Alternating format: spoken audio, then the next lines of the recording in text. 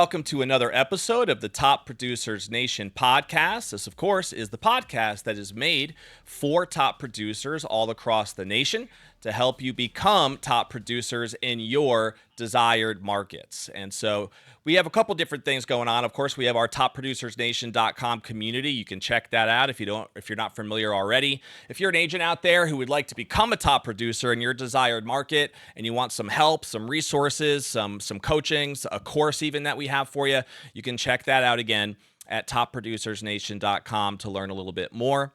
We, of course, have our local brand here. We are powered by Tampa Bay Real Producers here in the local market of Tampa Bay. And we get to have our guest today is Whitney Lohr, who has been featured in the Tampa Bay Real Producers magazine. I think it was as a team leader spotlight, if I remember correctly, that we had. So, Whitney, it's good to have you here today. Great. It's great to be here. This is exciting. Yeah, no doubt. Excited to dive in with you for people who might not know your background yet and your story.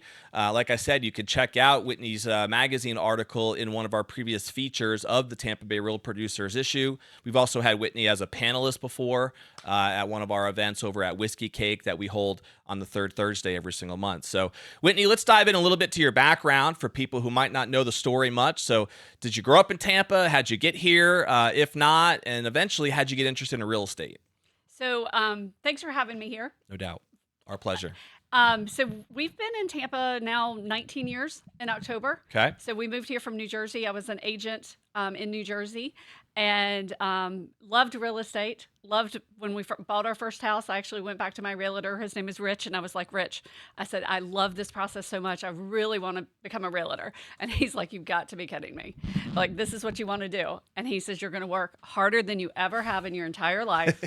He says, that first year, he's like, you're going to work 7 days a week.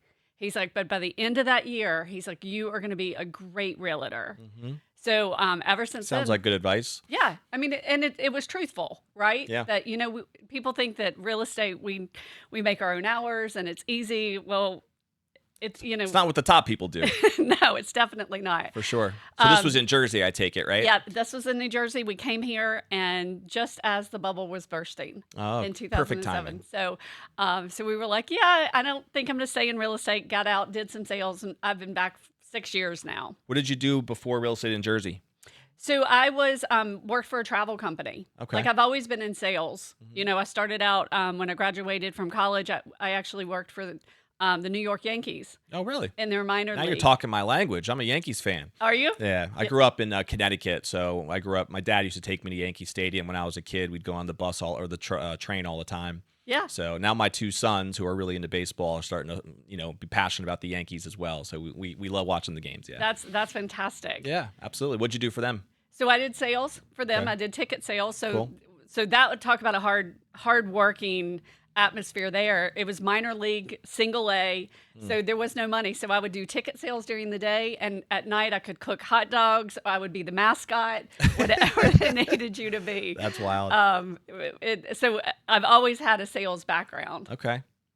And then you got your house up in Jersey. You met the realtor up in Jersey and got licensed. So you were in northern Jersey at that time? Yeah, we were actually right outside of Atlantic City. Okay, cool. So not quite northern, a little bit more south then, I guess. A little bit more south. And then you came down to Tampa in 2007, you said, right before everything hit the fan. Right before the crash. Okay, but you were already kind of invested in real estate at that time, and you knew you were going to do real estate when you got down here? Yeah, totally did. But once the atmosphere started changing, when we started seeing homes were sitting on the market and the foreclosures started coming, I was like, I don't have enough of a network at this time to stay in. So I got out. I worked for ADT for a little while. I worked for a uniform company. And then finally I had a team of salespeople that we actually were recruiters for school districts across the U.S. Okay. So we would put therapists in Philadelphia or San Francisco. And then I So you have done sales in a bunch of different industries. Every type you could It's in ever the blood. imagine. Yeah. Did you always have a desire to get back into real estate again when you came down here? Absolutely. You knew it was just waiting on the timing being right? Yeah. There's something so passionate about what we do and how we help, buyers and sellers navigate, their biggest purchase. I just love this piece of it. Yeah. And it's challenging. I mean, let's be honest. Sure. The past few years have been really challenging.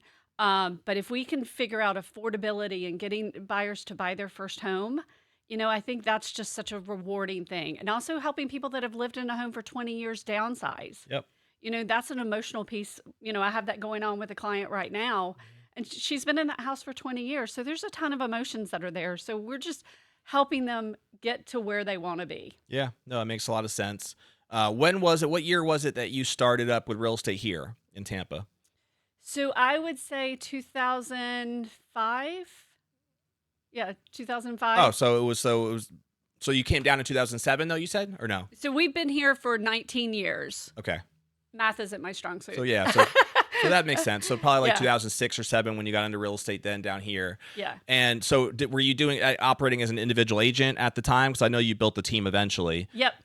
Was your goal to get into like the team building side right away, or did that just evolve later? So that actually evolved later. I was trying to figure out me and how to become successful at what I was doing. Sure. And I was doubling every year, like what I was doing, my production was. And then I got to the point where I That's was not like, bad.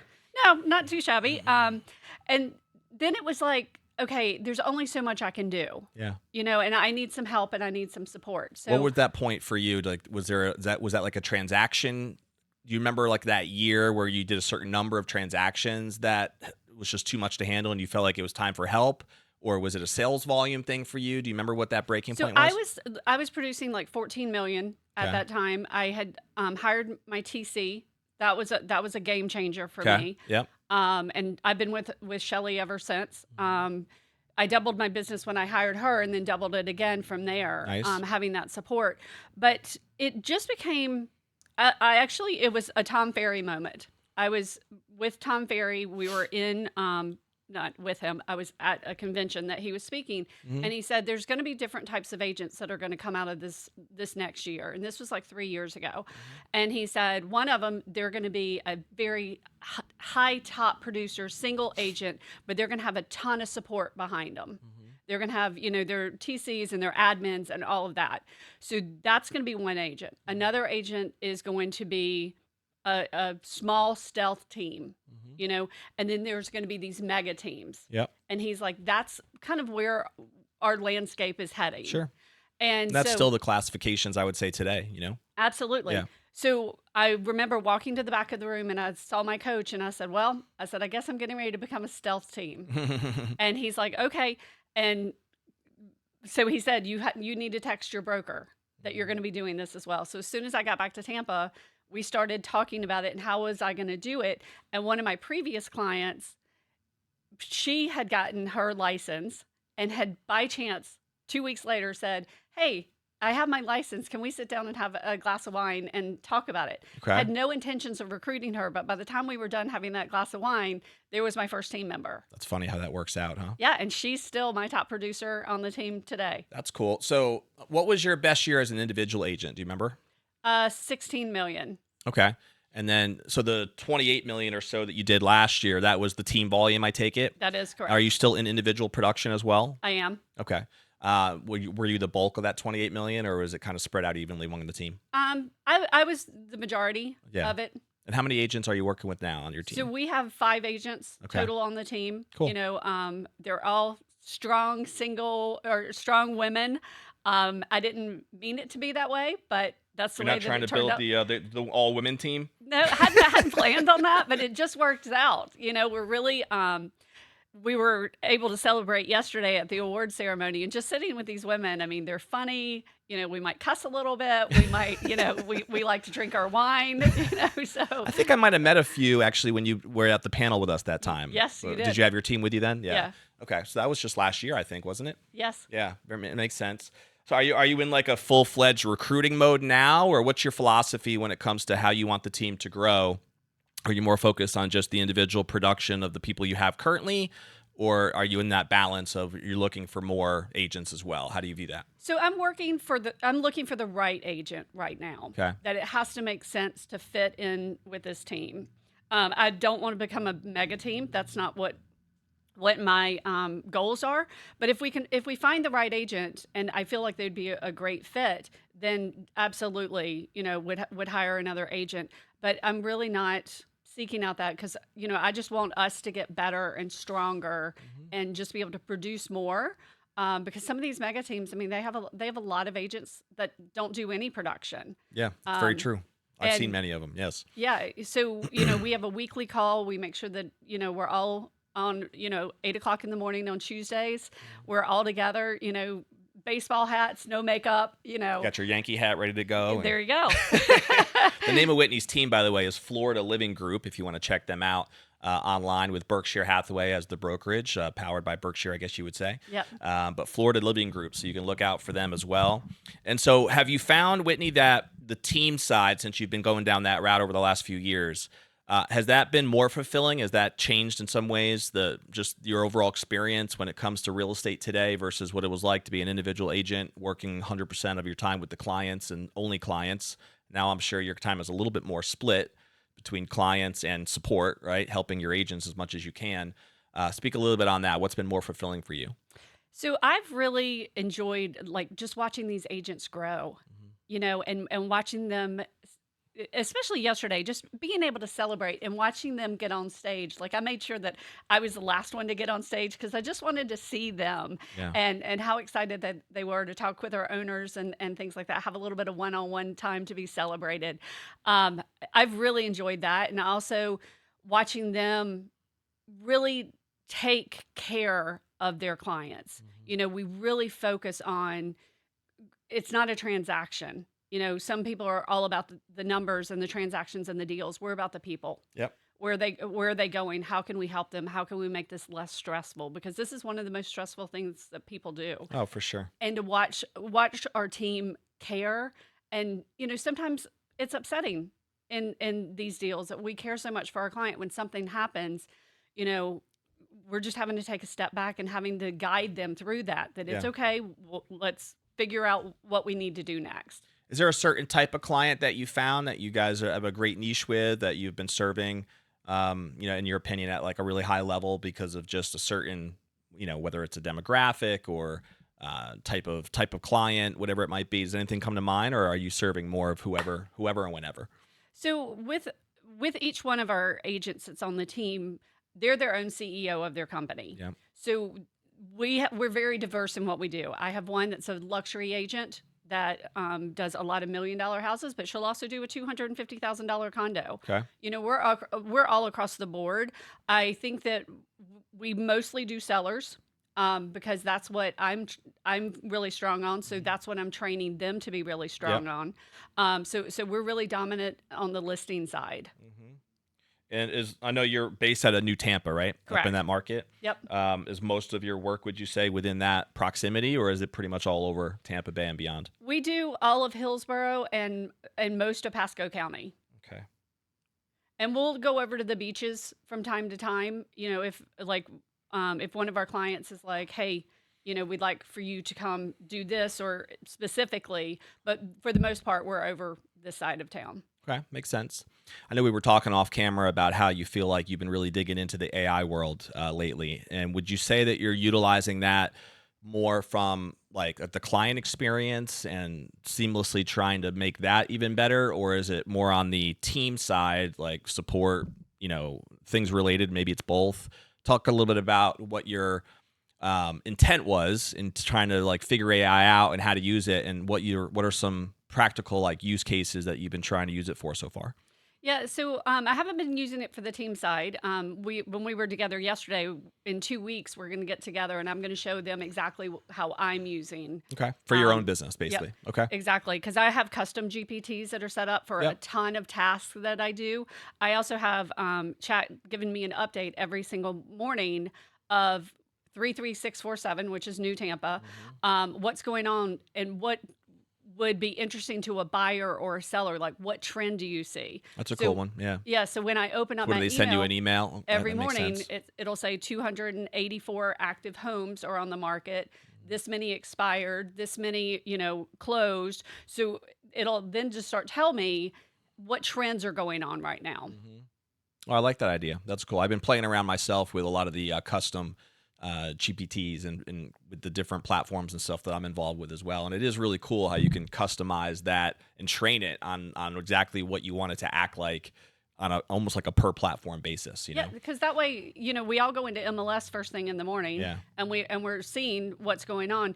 This way, as I'm pouring my cup of coffee, I can automatically start to see, hey, this is what a trend is. So if I run into somebody, and that happens a lot, Yeah. where people are like, I want to know what's going on in the market.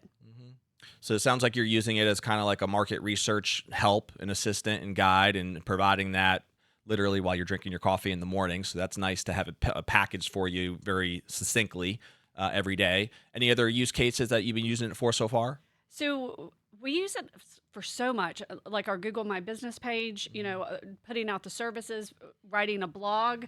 We use it, or I use it a lot. I mean, to the point I call it Chad. Like I talk to it all the time, and now that you can talk to it, Yeah. it makes it so easy that you just turn it on, and as I'm walking to my car or whatever. Also, I'm working on getting it to do my to-do list. Because I'm hearing that you can actually set up a to-do list, and you just tell it to add this to the to-do list, add this, and then you can cross it off as you go during the day. Yeah, that makes sense.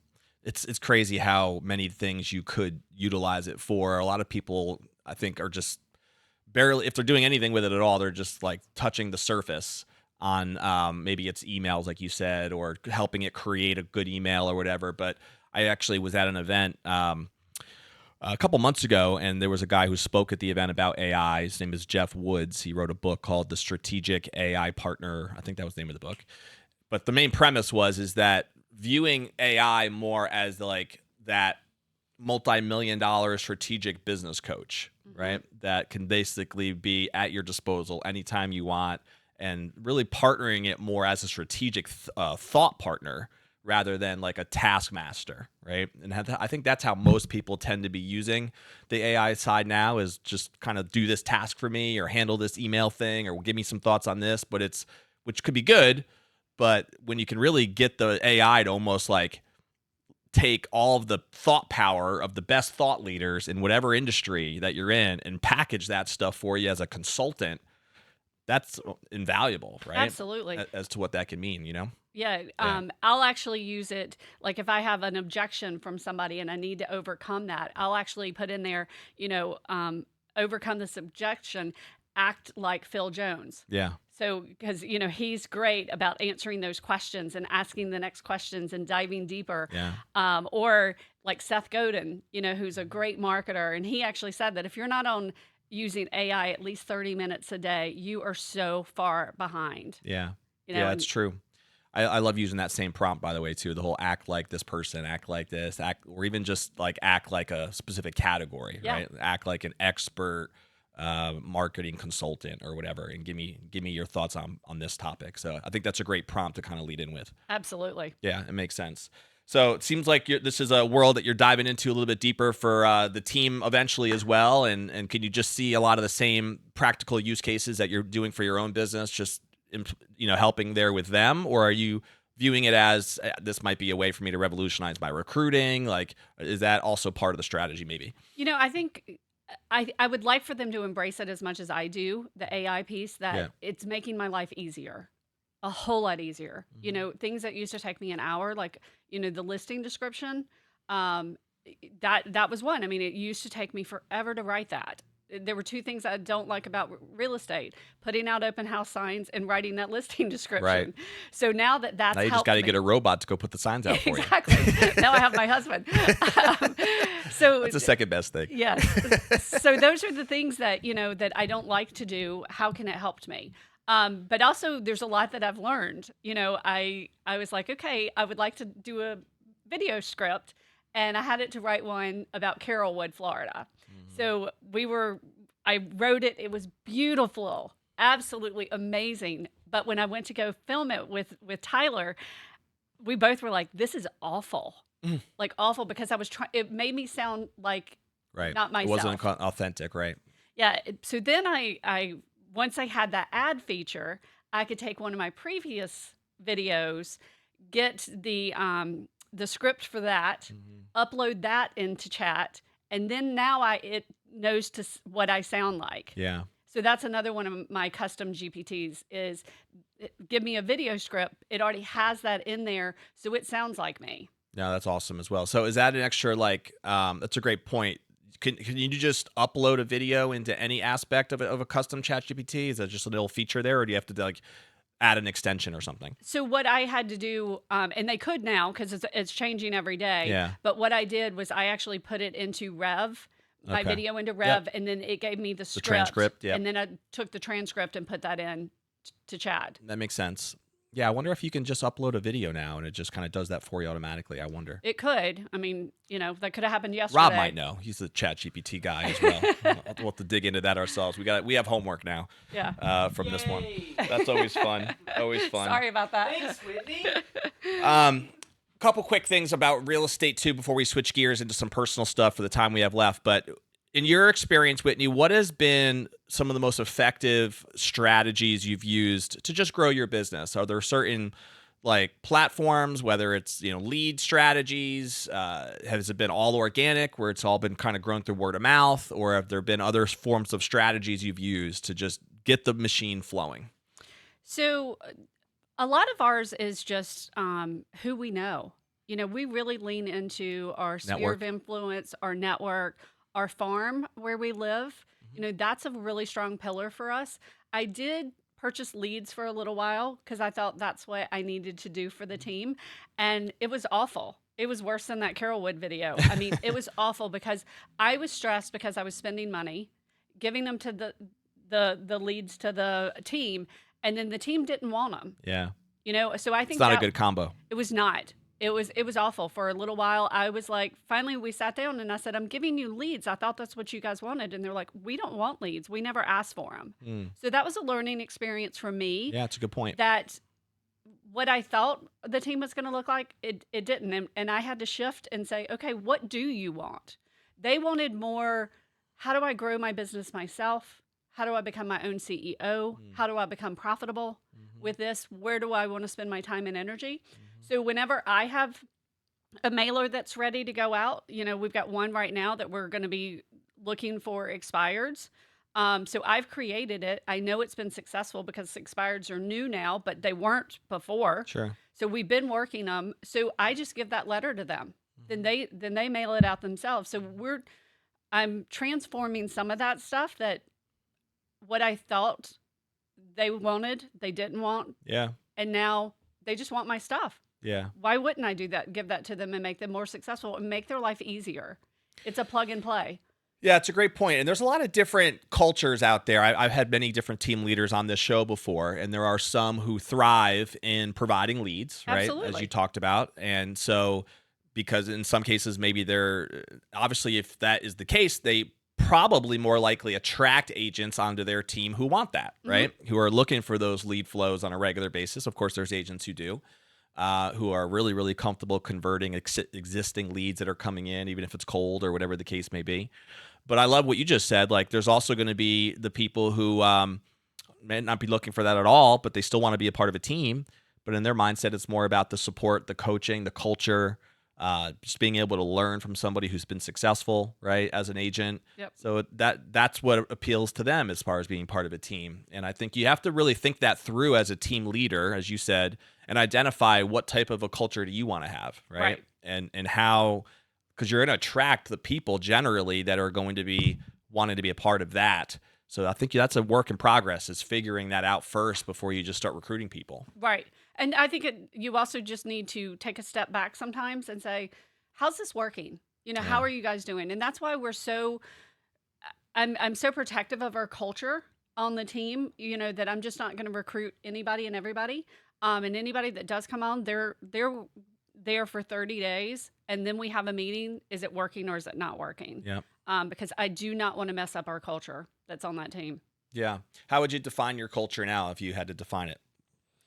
Have you taken the time to figure that out at all, or? I don't think basically it's very supportive. We're very kind of bold in your face. We're here. We're very strong with what we do. We're very compassionate about our family, our clients. We like to have a lot of fun. we like to cover each other's back. I mean, we're a team of badasses right now, and I love I'm it. really happy with that. That's cool. And it sounds like you're having fun with the people you get to work with. So that's a big key too. Absolutely. That's Kind of sucks if you have to have a team with people you don't even like, right? well, and they can bring down your culture. Right. If every Tuesday morning that person's not on the call with everybody else, or we're doing training, they're not there. Totally. That really can start to mess up the dynamics, or if they don't like that person at all. And we had one of those, and we had to get rid of that really quick. Yeah, you got to identify those bad apples early because they will spoil the whole bowl. Absolutely. That's for sure. All right, a couple of things just about on the personal side for people to get to know you a little bit more if they haven't read your article yet. So you said earlier you're married. Yes. Do you have children? I do. How many? I have one. How Not old? 6 like you. Oh, I yeah. have one. You did the safe route. How old? He's 23. Is he living local? Yes. Very cool. Okay. Real estate interest at all or no? He's dabbled in it a little bit. Yeah. He's actually enjoying more. My husband and I have started a staging company. So we're staging vacant houses. He's Nice. really enjoying that piece of it. In fact, when I'm done here, we're heading to a new stage. Nice. But yeah, he's enjoying Just another that thing to side. take up some of your time, huh? Yeah, just one more thing. We thought that was a great idea after a glass of wine one night. Did you start the staging company out of just for your own listings and your own business initially? And then are you now like marketing that for any agents to use? Yeah, so I started to see that my sellers were needing it more and more. Yeah. And my husband was like, we could have something else. You definitely could. And so we have done it. We've made one presentation to my office. And right now we're getting ready to stage number 7, 8, 9, and have 11 and 12 proposals out. And we've only been doing it 60 days. That's very cool. So these are all Berkshire Hathaway agents for right now that are Actually, using the you. word's getting out. Nice. And so we're not doing any advertising. What's the name of the company? Tailored Spaces. Tailored Spaces. I like Do it. you like that? I do. It's got that tailor-made like persona about it. Yeah. Well, we'll get a little shout out to Tailored Spaces out there. Check them out. What do you guys love to do when you're not just jamming in real estate? What keeps you busy? So we're huge Darius Rucker fans. Okay. So we go see him at least once a year. You could say that we're groupies, but that's okay. Is this you and your husband or your Yes. real estate team? You and your Yeah, husband? just me and Okay. my husband. I got you. Um, Hootie and the Blowfish, right? Yeah. That's my man Darius. yeah, that is. Man, I haven't heard them sing in a long time. I used to love their stuff though when I was in high school. I remember listening to some of the Hootie and the Blowfish stuff. Yeah. So when we were in college, they would come play for like $20 or whatever. Right. So we saw them, quite a bit. So we've been fans for years and years. There you go. Yeah. That's cool.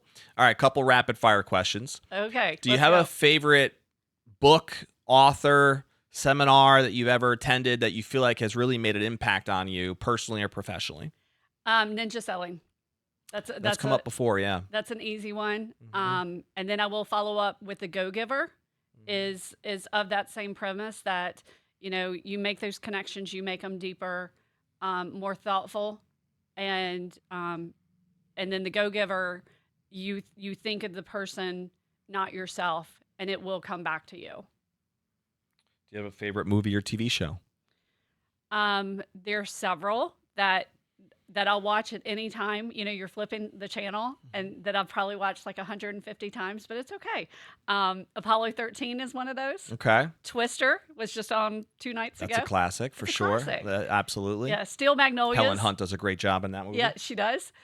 Steel Magnolias when I need a good cry. Even more of a classic. So you like those classics, I can tell. Yeah. Yes. Yeah, I do, because it's really hard for me to sit down and watch an entire movie. Right. So I'm kind of like a Something's got to grab your attention. 30 to 45 minutes, the last bit of it. Very cool. Yeah. All right. So, 2 last things here. If somebody wanted to reach out to you just to kind of pick your brain a little bit more about your experience with building a team, maybe a little bit more about AI, I think there's some stuff there for sure that we could have dove into even more. And I know that as you get into it a little bit more, you probably have more and more that you're learning about AI. What's the best way for someone to reach you? Contact you? They can reach out to me directly. We can put it's floridalivinggroup.net Okay. is our website, or we are on Instagram, Florida Living Group as well, and on Facebook it's Whitney Lohr. Cool. Very cool. We'll have it in the descriptions as well for people to be able to click on if they want to. Last question I have for you is what I call the legacy question. So it's about hopefully many, many, many years from now when you're sitting on that rocking chair and thinking about what you would want, what would be most important to you as far as what you'd want to be most remembered for, personally or professionally, but what you think that legacy would want, what you'd want that legacy to be when that timing comes. What comes to mind for you? You know, I think at the end of the day, I would want people to know that I was a caring person that really cared for for the outcome of my clients.